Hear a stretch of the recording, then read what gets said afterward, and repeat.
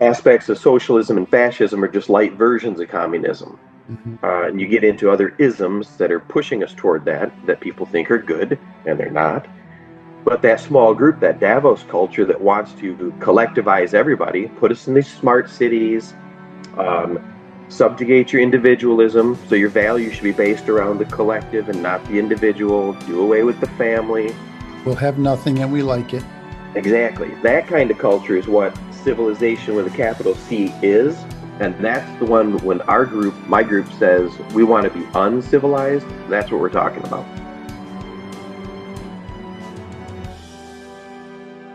Welcome back to the Dean's List. As mentioned, we are joined by one of our favorites, Dr. Jon Morey, here to discuss, all things interesting. That's what we're going to call it. All things interesting, because, well, if you've not been privy to any previous interviews with Dr. Jon Morey, that's just all we talk about are things that are interesting because he's an interesting character. And interesting characters talk about interesting things. Yeah, that's a polite way to say it. I appreciate that. You're welcome. Thanks for joining us. Happy to have you. Yeah, glad to be back. So you are the author of Uncivilized Vitality. Yes, volume 1's out now, the 5 vital paths, and then I'm supposed to be working on on volumes 2 and 3, craft and caution, the outdoors, and then the 13 guidings. I just make more promises. They'll be out as soon as possible. All right, that's what we want to hear. More promises. You're supposed to be working on it, so I'm sure you have a secretary who's reminding you. Oh yeah, Tori, she helps out. Tori's on it. Good. Terrific. That's what we call her. Terrific. So we are in we're still celebrating 250 years here. And I think it's now that even though July 4th is come and gone, we're still celebrating.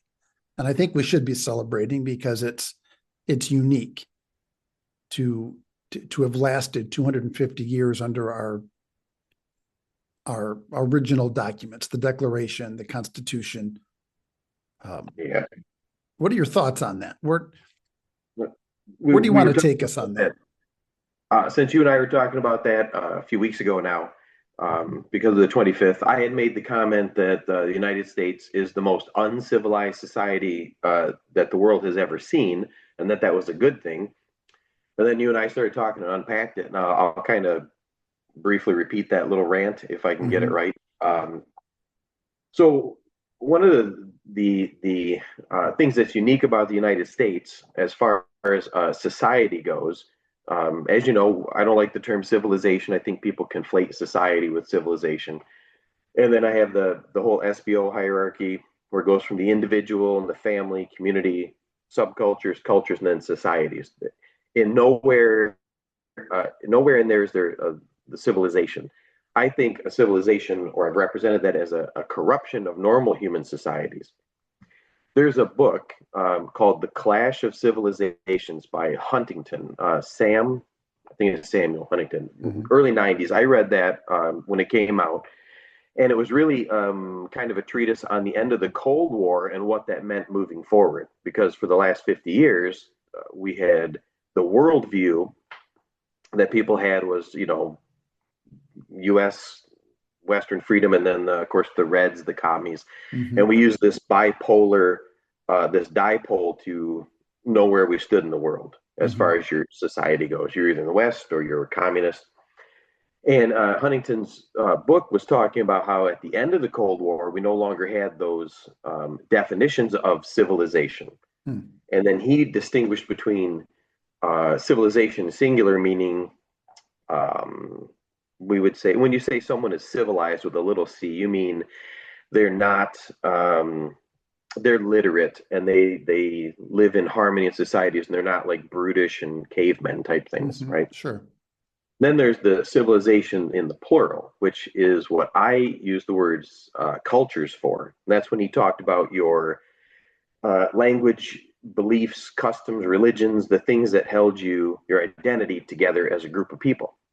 And Huntington put together, he said that we had moved forward past the Cold War and into the age of civilizations with a small c. And he said there was about 7 of them left. Hmm. And it's a very interesting book. And it's actually come true. One of the things I thought was neat in the book is he predicted the Ukraine-Russia conflict Hmm. like perfectly. As he said, once you get into the breakups of these small civilizations, it's not ideals we have anymore. Western democracy, freedom versus communism. It's these clash of the smaller civilizations, what I call cultures. Mhm. And you get down to about 7 or 8 of them, depending how you define it. And the United States culture, I still think obviously we're the best because we have the rule of law first and Mhm. foremost. We've got that document, we've laid out the rule of law, and that enshrines our values. A lot of times, oh, sorry about that noise in the background there. A lot of times we conflate a lot of these terms, ethics, morals, values, and we say things like civilizations, cultures, religions. So that people say the West with a big W. What they're really Mhm. talking about is the remains of the Western end of Christendom, Mhm. the Christian culture, which at one point was all through the Mediterranean up into Europe and very widespread, had been nibbled away at until there was just the Western end of it left. And Mhm. then we've used that as a synonym now. So we say, oh, in the West, or in the United States is part of the West, or we'll talk about the Five Eyes, New Zealand, Australia, the UK, Canada, United States. Mhm. That's the Western culture. Mhm. And it used to, Western culture represented that side in the Cold War versus other, which was mainly communism. And now it's the little cultures that are fighting. Is it, the Asian culture? Is it the Orthodox culture? Is it Christian culture, which we still call the West? Is it Latin America, African, Islamic cultures? All these cultures are now clashing because they identify by their values, their language, their collective identity. The United States is unique because we have the rule of law and we are the only successful multicultural society that's ever existed. Mhm. Right? As soon as Rome tried it, the multiculturalism, Mhm. that was end. Right? All of the cultures are monolithic. Right? When you think of Chinese culture, it's all Chinese culture. It's communist. It's all Chinese. They don't. You're not going to move over there and press one for Chinese, two for Spanish. They don't. Mhm. They don't do Right. that. Right. We're the only tolerant culture that's ever done that because it's based on those Judeo-Christian ethics. We speak English. We have our own customs, like the Fourth of July fireworks. We have Mhm. President's Day. We have Labor Day, Halloween. That's Americana, Mhm. and I think that it is a culture, even though it's multicultural. We have like Spanish enclaves. You go to like Little Korea when you're Sure. in Chicago, Right. or Little Italy. That's part of Americana. It's kind of a weird sense. We talk about that melting pot, but we do assimilate ultimately to become American. Mhm. And as that Western, it's almost synonymous, Western culture in America, but as that American culture has come into conflict with other cultures, we've been slow to recognize the uniqueness. What do they say? American exceptionalism. If people catch Mhm. Yep. flack for that sometimes, we do have American exceptionalism. I know Mhm. Obama said he didn't really care for that, but I'm not a fan. So Mhm. I think he was wrong. I think we Yep. are exceptional. Sure. Uh, 250 years seems like a long time, but I mean, it's really not. And that's good and bad. It's good because we've lasted that long, but it's also bad because we're still focused on some of the the negative aspects of the beginning, right? We did. You characterize it a couple different ways. We settled North America, or we invaded North America. I mean, Mhm. however you want to take that. Every culture, everywhere, conquered the land from somebody Right. geographically. In America, like I'm very pro indigenous peoples' history and rights, and keeping those traditions alive. But the fact is, we either bought the land, sometimes swindled or stole the land, or just flat out conquered the land. Mhm. And that really comes down to technology. We had guns and steel, and they didn't. Mhm. And we invaded and took over. And then we move forward. 500 years from now, that won't be such a big deal in the historic sense of how the country started. But right now, it's kind of fresh. Same thing with terrible, I want to call them shame on our past, but little scars, growing pains, different, like slavery, different evils in the way we did. Sure. Yeah. But people forget the opposite side of that. We're the first culture in the history of the world to do away with slavery. Right. We ended it. It was a global issue at the time. Yeah. We conquered, invaded this land, North America, from the indigenous people, but at least we tried to set up reservations and do right by them. I mean, I'm not going to debate that. Obviously, there's some. That's just a stain on our past, but we're moving past it. The United States, they'll do that. Other cultures don't. They whitewash the negative parts of their history and just put the good stuff up front.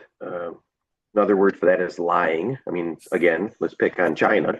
The Chinese culture. What about the Maoist revolution? How many people died? Right. And how many books were burned? How much history was destroyed? And you talked about whitewashing. That was, you can't even talk about that. No, standard operating procedure over there when the communists took over. And the United States doesn't do it, despite all of our problems, all of our foibles. We are exceptional, and we have to remember that. And we have to act like that. And if we take that position, then we can face the bad with the good, with our eyes open, and deal with that. Saying that we ended slavery is not saying that, is not negating the fact that we had slavery in this culture. We're not doing that. You got to accept the good with the bad, and you have to move forward. You can't keep wallowing in the mistakes of your past, like we stole some of the land, or we went back on some of the treaties. So let me ask you something. Let me ask you this. Why do you think there is a particular group of people in the country that continually want to rehash the negativity? And focus on the bad. Right. So uncivilized vitality, the idea is we're against the civilization in the big sense, where, and I define it as collectivist-based controlled cities. So in the book, that's another interesting thing. Huntington came up with what he called the Davos culture. So Davos, Switzerland, where all those guys meet. He said that's a new type of culture. It's a small elite group of technocrats that just want to control everybody else. They want to build a hierarchy of us and them, meaning everybody else. A few of them in control. That's communism. That's aspects of socialism and fascism are just light versions of communism. And you get into other isms that are pushing us toward that people think are good, and they're not.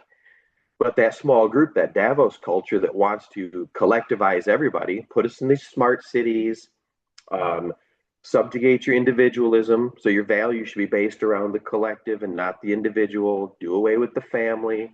We'll have nothing and we like it. Exactly. That kind of culture is what civilization with a capital C is. And that's the one when my group says we want to be uncivilized. That's what we're talking about. Okay.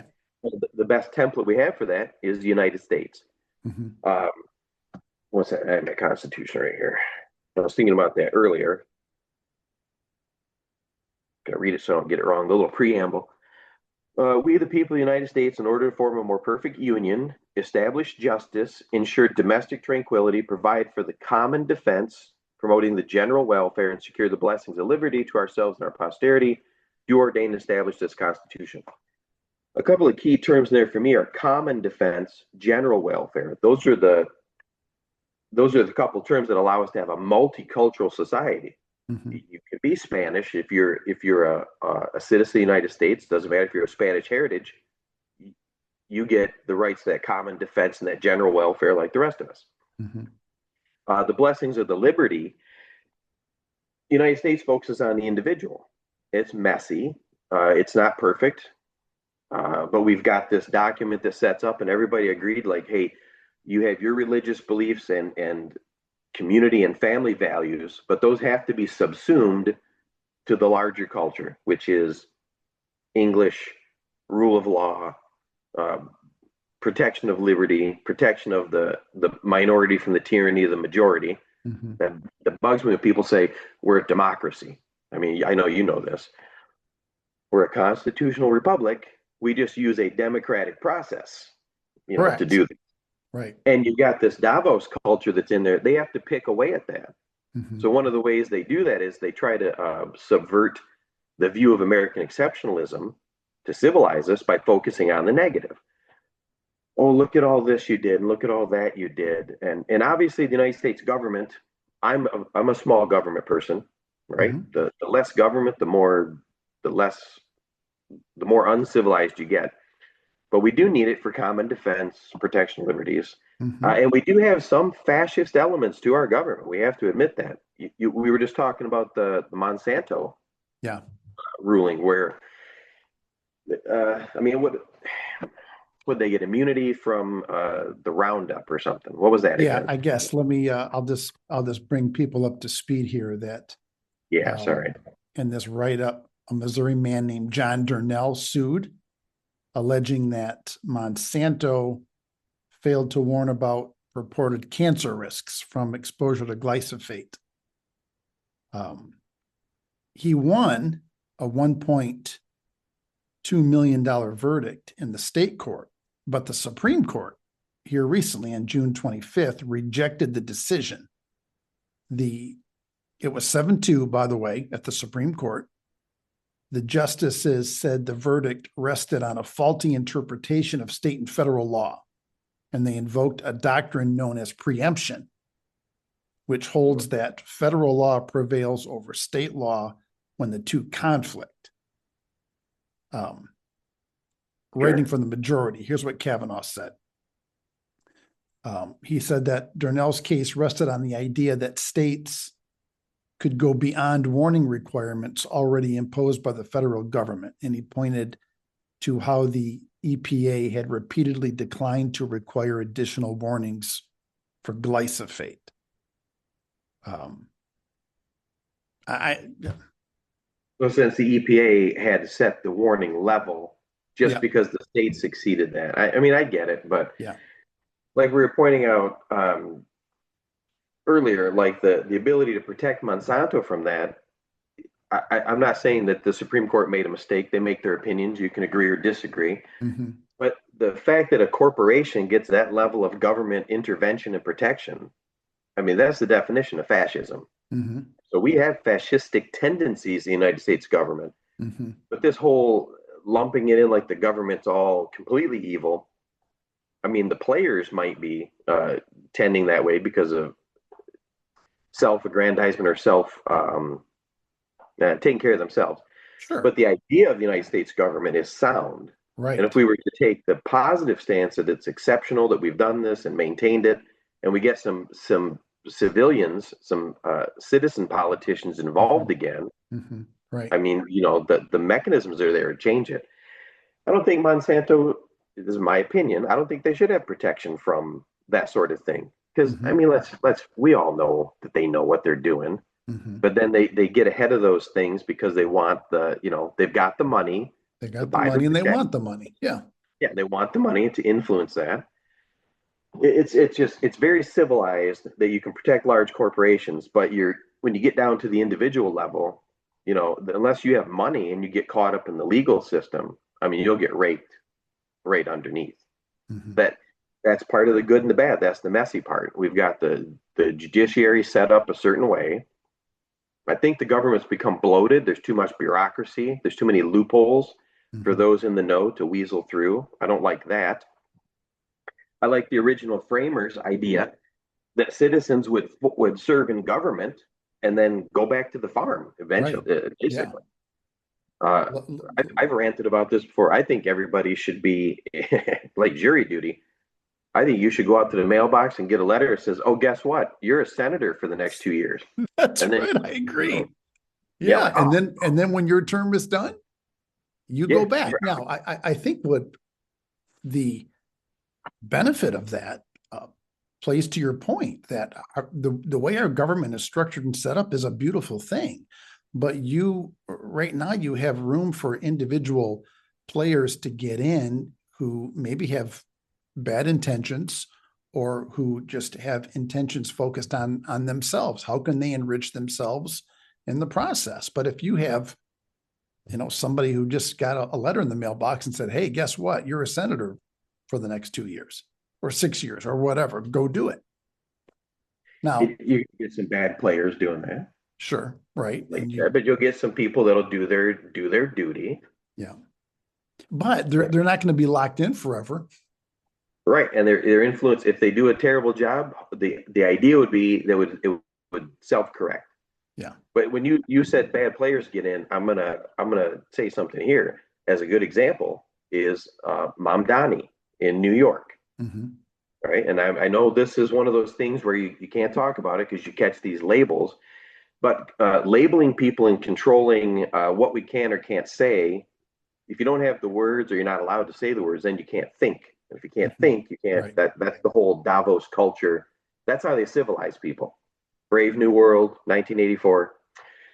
Anyway, so Mamdani this is a good example of what Huntington was talking about with Clash of Civilizations. So Mamdani's coming in, and he's an American, but he's also a Muslim. Mm-hmm. And he is, because the Muslim culture, their values place Islam above everything else, and that's fine. If geographically, if you're in a Muslim culture or nation. Mm-hmm. The problem is no one talks about it. You get down to some fundamental disparities between the Muslim culture and the Western culture or the American Western culture. Mm-hmm. There's just some values that don't align. And if you're serving in the government office, you have to serve toward one end. You're in the American government. You have to play by the American cultural rules, the American government, American exceptionalism. You can't. What's that? I think it's a biblical phrase. You can't serve two masters. Yeah, yeah. You know what I'm talking about? So right. You can't go in. It's a conflict of interest, and he can be as well-meaning as possible. But when at the bottom of the line, what Huntington's talking about is you get civilizations that, at their core, fundamentally don't mix. Right. Yeah. And then when you bring that up, and it's perfectly fine, everybody can get along. America is the only multicultural society that's ever existed. Mm-hmm. But you have to come at it from that American ideal. It's not one is better than the other. Mm-hmm. You have to both coexist. Right. And if you get into the government, but from a different perspective, you're not trying to coexist, you're trying to replace, mm-hmm. It's not going to work. And I think we're going to have trouble over it. Well, I think you're right. And this was in large part, back in the day, why Americans were opposed to, say, a Catholic being president, because the argument was, if you're Catholic, well, then are you beholden to the Pope and to the Vatican?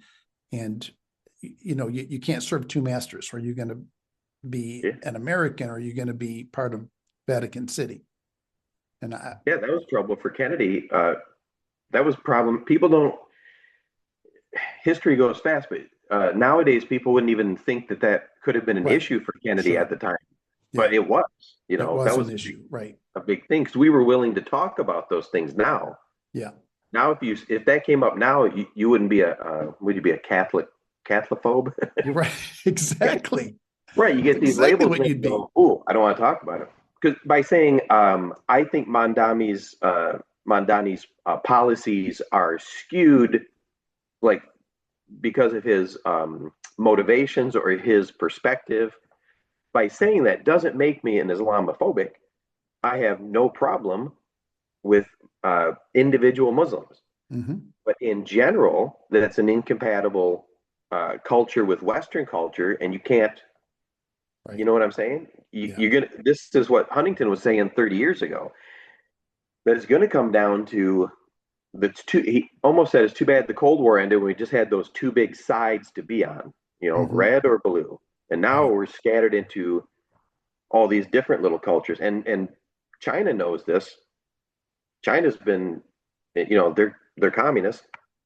They are the collective civilization. Between them and the Davos group, which is the teeny little non-geographically determined culture, it's just the rich people. They're determined to let everybody become collectivized, live in these smart cities, own nothing, be happy, and then they'll control everything. Sure. And that's exactly what uncivilized vitality stands against. I think we're very aligned with the ideal of the United States of America. And we got to start talking about our exceptionalism again in that sense, so the people can come at it from the like, so people can come up and say, hey, I think there's no problem that so and so is a Muslim mayor, but I think it's a problem if you want to replace the rule of law with Sharia law, because we have separation of church and state for a reason. That's another part of our exceptionalism. Why would the founding fathers separate church and state when they were overwhelmingly of one religion at the time?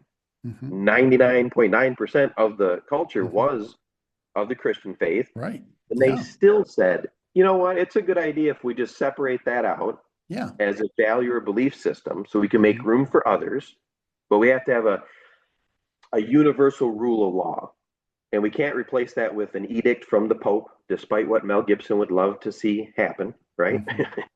He likes the rule from the chair, but Mel's a good guy. Sure. But you can't do that. Everybody has to agree, like, hey, we've got our own values and beliefs, and in order to get along, we have to have an impartial referee.